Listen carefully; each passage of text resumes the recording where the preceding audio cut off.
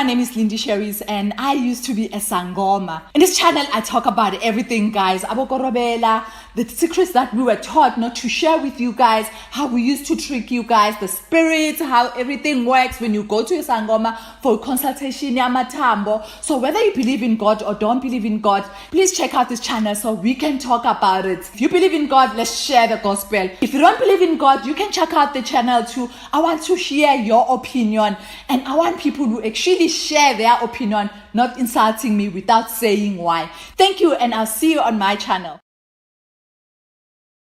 Welcome to my channel. My name is Solomon Nizangi Shams. This is Solomon Temple. They call me Uncle Solomon, so feel free to use the same.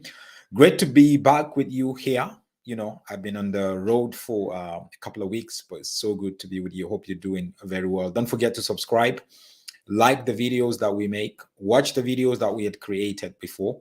I'm sure it's going to be a blessing to you. Make sure you subscribe and also recommend this video to other people. Let me know where you're watching from. What part of the world are you watching from?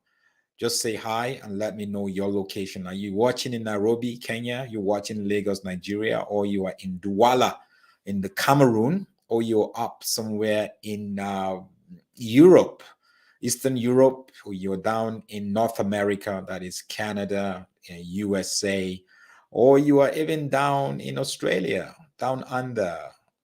Let me know where you're watching from.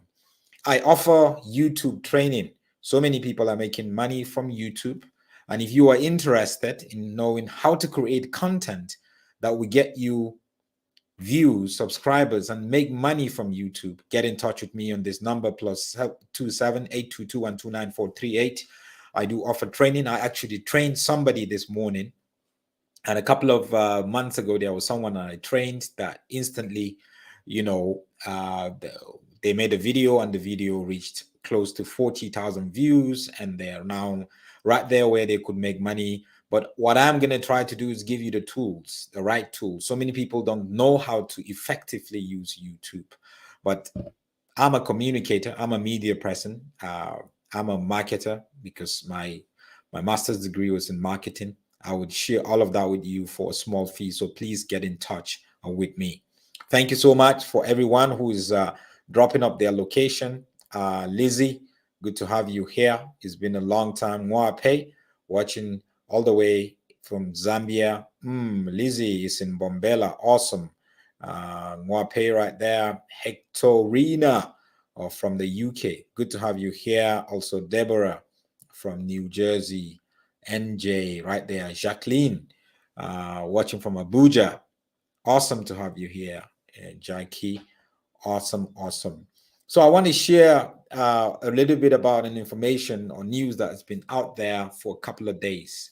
That is Bishop Oyedepo, Bishop David Oyedepo. We all know him, founder of Winners Chapel, Living Faith Church, huge mega church globally across the world. We all know him to be a teacher. We all know him somebody who talks a lot about prosperity, money, success, leadership.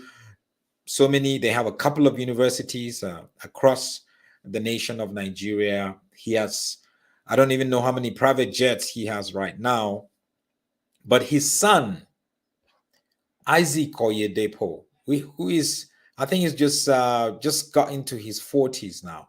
This is his son, Isaac Oyedepo. I think I have met him before. I'm not really sure very well, because at one point he was the pastor in charge of the Winners Chapel in South Africa. So he spent, when he left Nigeria, he was posted here to South Africa. Then he moved to the USA, where he was for a couple of years. And now he got back to Nigeria, leading the church. And then they now moved him back to the headquarters, where he was said to have been appointed to lead the global youth ministry of Winners Chapel. This was done very recently. He was appointed to lead the global youth ministry. Now, news from a reliable source, he hadn't said anything yet. Let me be clear about that. There is no any official press statement from the church and there is no any official press statement from Isaac Oyedepo, the son of Bishop David Oyedepo. There's still no press statement yet. Right? But from a reliable source, a news platform run by one of the leaders in the church called Church Gist, broke that news out that he had resigned. So why would you resign? His brother is also a leader in the church. He's a second son. Why would he resign out of this multi-billion-dollar church where everything is easy and going? Is this the time where we're going to be seeing a lot of young people disconnecting themselves from the ministries and the churches of their fathers? Because, by the way, here in South Africa, there's a guy called Joshua Macaulay. His dad is the famous Ray Macaulay of Rema Church, ran the church for so many years. Joshua left a couple of years ago, started a church called Redemption Church. And now, after about 7 years or so, the dad needed him because the dad is old and not strong anymore. And he was called back, and now he's been appointed as the pastor there. But are we beginning to see that era where there is a differentiation between what your father wants to do with the church and what you want to do with the church? What your father wants to teach and what you want to teach? What your father feels this is what God is saying and what you feel this is what God is saying? Are we beginning to see a disconnection between these two generations? Because remember, Isaac Oyedepo comes from a very big family. This is Isaac Oyedepo, his father, his mother, his brothers, his sisters, their wives, their children, their grandchildren, all of it. And trust me, almost every one of them, if not every one of them, works there. This is him again. The parents and the children. And this is Isaac Oyedepo himself with his children. So, are we beginning to see that era?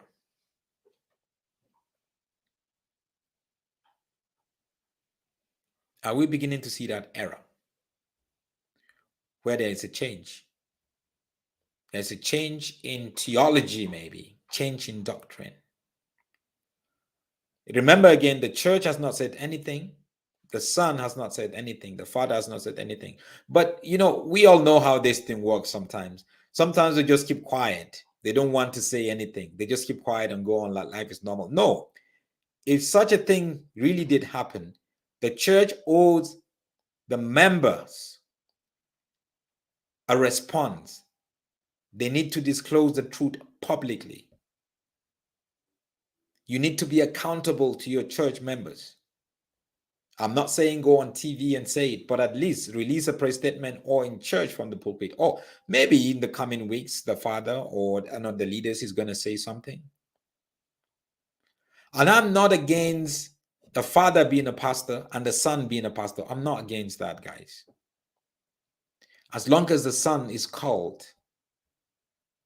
not when the son is just looking for something to do or the parents are forcing the son to be a pastor so they can take over, so they can. No, guys, because there are so many instances where the son is just a pastor, not because he really wants to be a pastor, not because God has called him.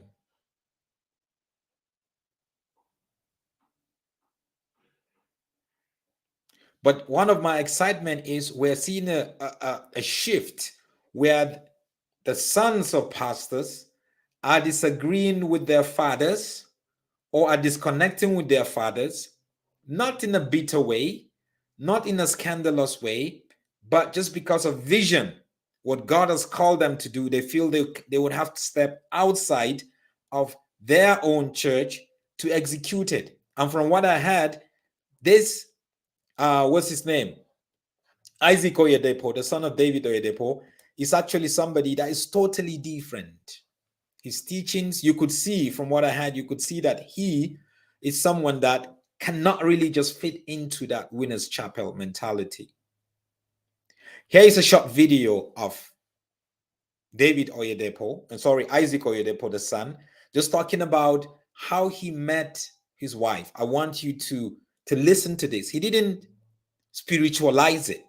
He actually said, matter of fact, I didn't hear thou say it a lot before I met my wife. So here is a short video of him just talking about that.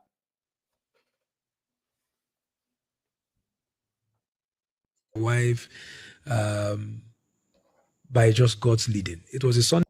So he met his wife without any introduction. Let's start again. I met my wife without any introduction. I met my wife by just God's leading. It was a Sunday service right here in the Faith Tabernacle. I think that was 2008 or 2009. So I'd already come into ministry then. I want to be sure. I think it was 2008. And so I was coming into the secretariat, the same old secretariat, no introduction. I didn't know who she was. But then I just happened to be a pastor that she asked to see another pastor. And that's how I met my wife. I knew instantly that she was my wife. And it didn't take me time to tell her that I want to get married to you. I didn't hear it, thus saith the Lord, but I was so sure. I tell you the truth, in Christ, and I lie not, 13 years have been amazing. 13 years have been sweet. Again, it goes back to discovering your purpose, right? Because you need a fit that matches your assignment. And so for me, mine was very easy. Thankfully, and by God's grace, I really don't have to say thank you to anybody for introducing me. So that's him. He never really spiritualized or Christianized any of those things. I met my wife, I just saw her, I just felt she's going to be my wife. It's not like, well, I prayed hard and I fasted and then God spoke to me and then this person introduced me to. No, none of that happened. Is that an indication of the kind of person Isaac Oyedepo is? Is that an indication of it? I think when children want to disconnect from their parents for the purpose of serving God differently, we must encourage it. We must see it as a way that they're going to be able to do certain things in a different way and the way that we never did it as parents.